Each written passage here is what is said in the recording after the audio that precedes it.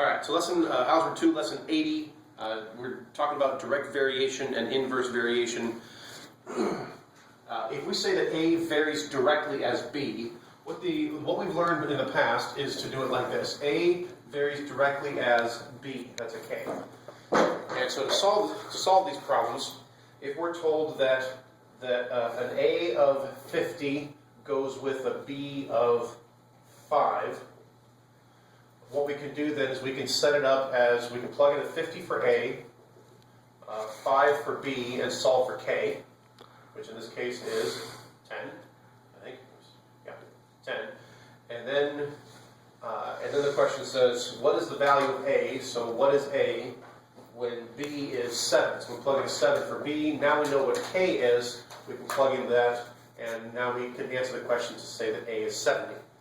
The other way to do this is as a ratio, and that's the new part of today's lesson.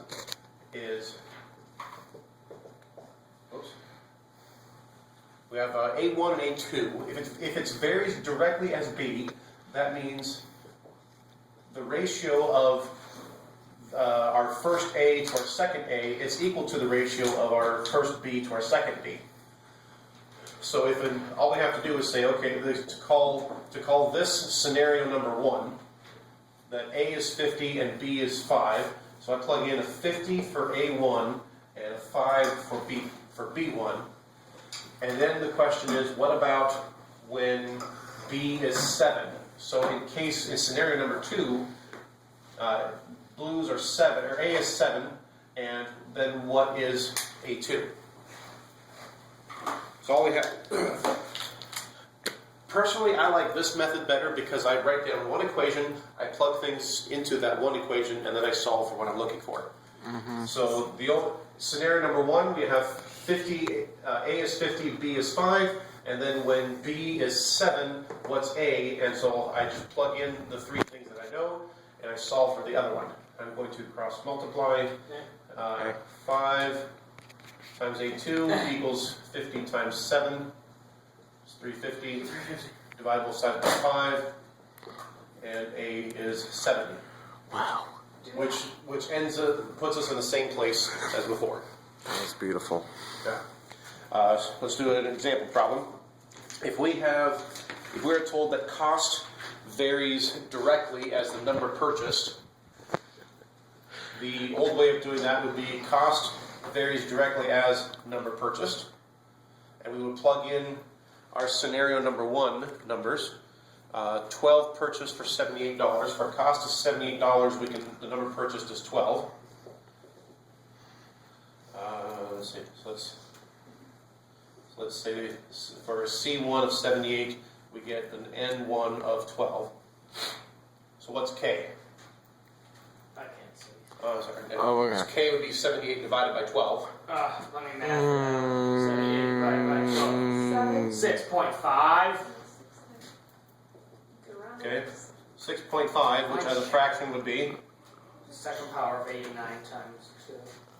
Wow. 7. Exactly. So now the question is, how much would 42 cost? So we are looking for our cost in scenario number 2 when we have 42 for the number.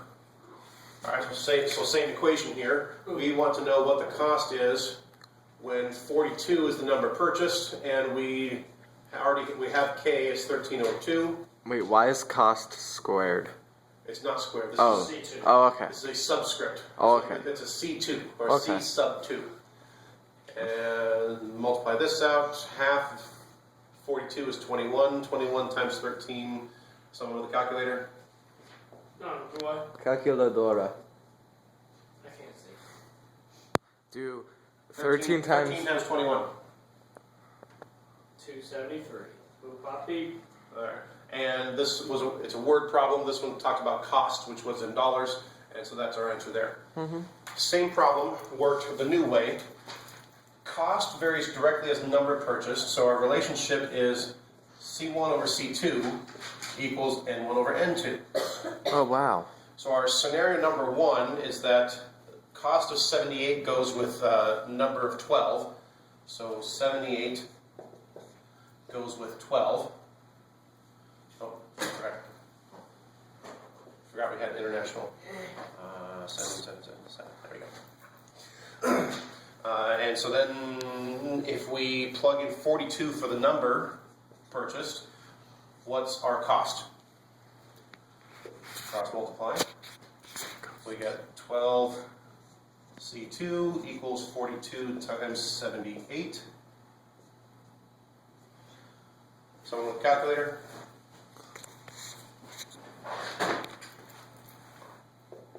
$42 times 78. 3,276.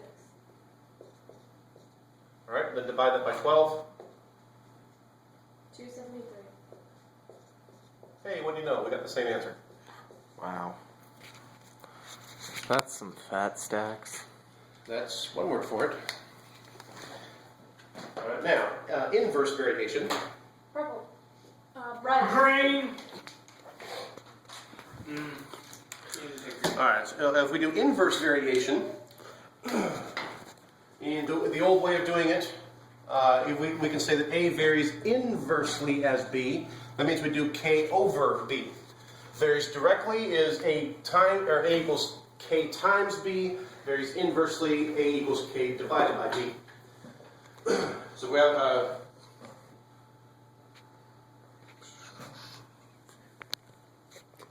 yeah. So I guess we only have one example problem here. So what happens when we're doing it in the new method as a proportion, we still have A1 over A2, but if it's inversely, instead of being the same 1 over 2, we flip it.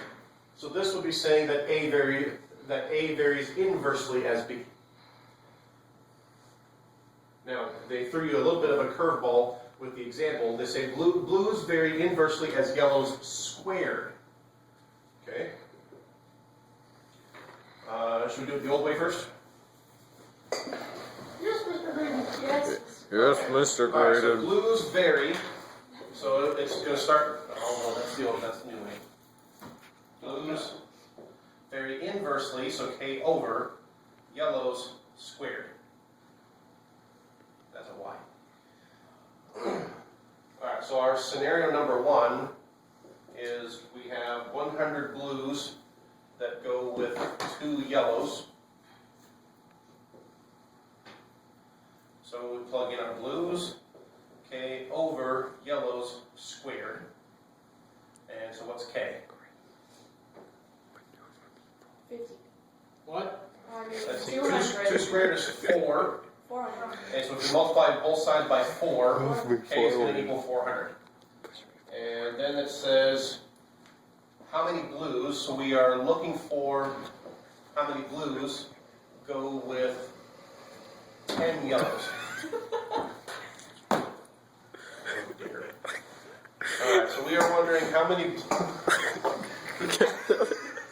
Too We're close. wondering how many blues go with 10 yellows.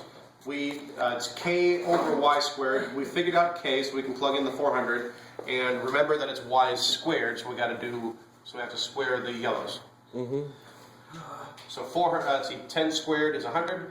400 divided by 100 is 4, and so we get an answer of 4 for our blues. Working it the other way, blues.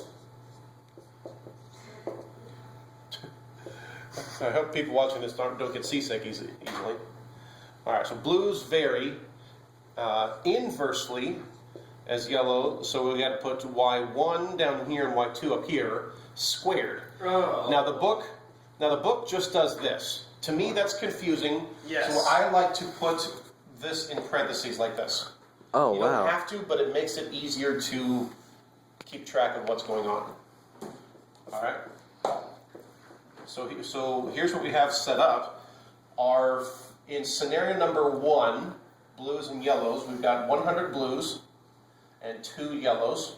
Scenario number 2, we have 10 yellows, and we are solving for how many blues? Okay. So at this point, all I got to do is figure out what this. 400 Simplify this. We got divided 100 by over 100 B2 equals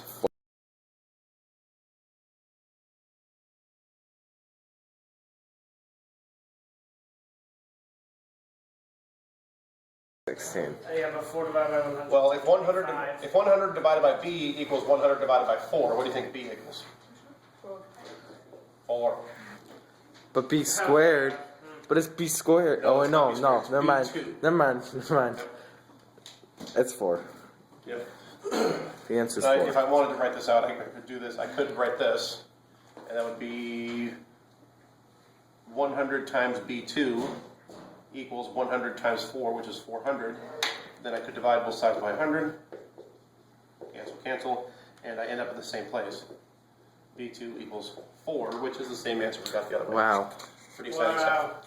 So now when you have variation problems, whether it's direct variation, which looks like this in that way of doing it, or like this in using proportions. So direct variation and inverse variation.